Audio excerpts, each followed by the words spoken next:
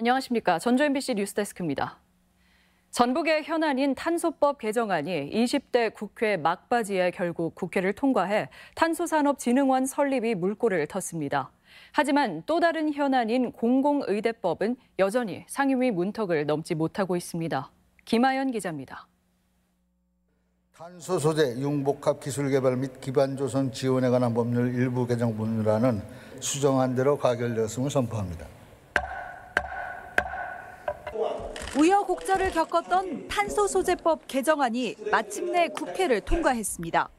국회는 오늘 새벽까지 이어진 본회의에서 참석한 186명 가운데 찬성 185명으로 탄소법 개정안을 통과시켰습니다.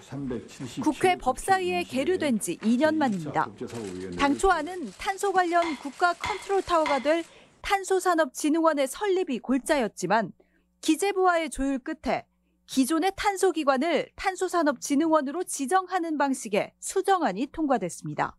바로 내년부터 예산이 투입이 될 수 있고요.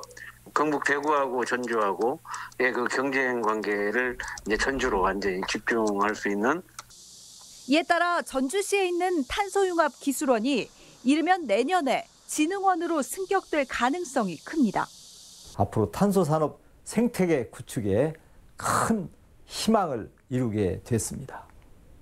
이 밖에 여야 합의 법안들이 이번 임시회에서 대거 통과됐지만 공공의료인력 양성에 관한 공공의대법은 여전히 상임위에 발목이 잡혀 있습니다. 총선이 다 끝났고 당락적으로 이용했던 부분들이 좀 해소가 된 부분들이기 때문에 여야가 대승적인 결단이 좀 필요한 시점이다. 여당의 공약이었음에도 굳이 20대에서 열매를 거둘 필요가 있냐는 기류도 읽히는 상황. 공공의대법의 당위성은 코로나19 국면에서 그 어느 때보다 높아진 만큼 총력 대응이 요구됩니다. MBC 뉴스 김하연입니다. 전주시의 재난기본소득 접수가 내일 마감됩니다. 전주시는 오는 7월까지 지역 내에서만 사용할 수 있도록 비정규직 노동자와 실직자에게 52만 7천 원을 제공하는 재난기본소득 사업을 실시하고 있으며 내일 신청을 마감할 계획입니다. 전주시는 지급 대상자 파악이 늦어지고 신청자 수가 예상보다 많지 않자 접수 기간을 일주일 연기한 바 있습니다. 불기 2564년 부처님 오신 날을 맞아 도내 사찰에서는 봉축과 함께 코로나19 극복과 치유를 위한 기도와 정진에 들어갔습니다. 김제 금산사에서는 이 땅에 오신 부처님 탄신의 의미를 되새기는 예불이 있었고 사회적 거리두기 지침을 준수하면서 코로나 위기 극복과 안전한 건강 생활을 기원했습니다. 불교계는 앞으로 한 달간의 기도 정진을 마치고 다음 달 30일 봉축 법요식을 봉행할 예정입니다. 2달 전 서울중앙지검 검사를 사칭한 사기 전화에 시달리다 취준생이 숨진 사건 보도해드렸죠. 그런데 이 사건에 통신업체가 연루된 것으로 확인됐습니다. 현재 총책은 잡히지 않고 있는데 수사의 실마리를 풀 수 있을지 주목됩니다. 조수영 기자입니다. 지난 1월 순창의 한 20대 취업준비생의 목숨을 앗아간 가짜 검사 김민수. 네, 여기는 그 서울중앙지방검찰청 첨단범죄수사팀의 팀장을 맡고 있는 김민수 검사예요. 여기 담당 검사입니다. 경찰이 검사 사칭 보이스피싱의 발신 지역을 추적했는데 국제전화 서비스를 제공하는 서울 서초구의 한 통신업체 사무실이었습니다. 업체 홈페이지엔 보이스피싱 수사로 서비스를 중단한다는 공지가 떴는데 현재 연락도 두절돼 있는 상태입니다. 지금 가신 번호는 가입자의 사정으로 통화를 할 수 없사오니. 경기 원미경찰서가 업체에서 수상한 낌새의 전파를 감지해 단속한 결과 휴대전화 번호가 등록된 유심칩이 2,000개 넘게 보관된 사실을 확인하고 압수해 번호를 조사했더니 보이스피싱 혐의점이 다수 발견된 겁니다. 2,000개를 지금 쉽게 해서 확인하고 있다고 생각해보세요. 130개에 한 20억 되는데 이거 유심 하나에 1,300만 원 정도 피해를 봐요, 평균. 업체는 지난해부터 출국을 앞둔 고객을 대상으로 해외 로밍 서비스를 신기술로 제공한다며 사업을 시작했습니다. 업체에 유심칩 하나만 맡기면 매달 3만 원의 비교적 저렴한 가격에 해외에서 010 전화를 마음껏 걸 수 있다고 홍보했습니다.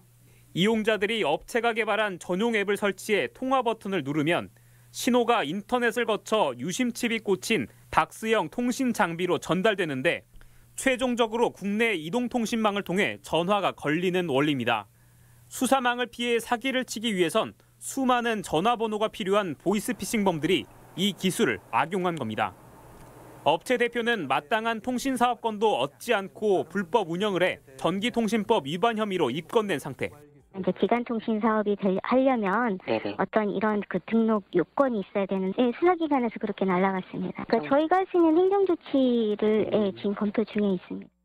업체 대표는 보이스피싱 정황을 알고도 묵인했는지 여부도 함께 조사받을 예정인데 김민수 검사 사칭 보이스피싱 사건을 수사 중인 전북경찰도 중간 전달책 검거에 속도를 내고 있습니다. MBC 뉴스 조수영입니다. 고용노동부 전주지청은 고용보험을 받기 위해 사실과 다르게 신고하거나 거짓으로 서류를 작성한 수급자들의 자진 신고를 앞으로 한 달간 받기로 했습니다. 지청은 부정수급이 적발되면 그동안 받은 지원금은 물론 추가 징수 금액을 반환해야 하는데 자진 신고자는 부정수급액만 환수하고 추가 징수는 면제받을 수 있다고 밝혔습니다. 또한 지난 넉 달간의 단속을 통해 부정수급 573건을 적발했으며 18건 22명을 검찰에 송치했다고 덧붙였습니다. 전라북도 선거관리위원회는 불법 기부 행위와 허위사실 공표 혐의로 A씨를 검찰에 고발했습니다.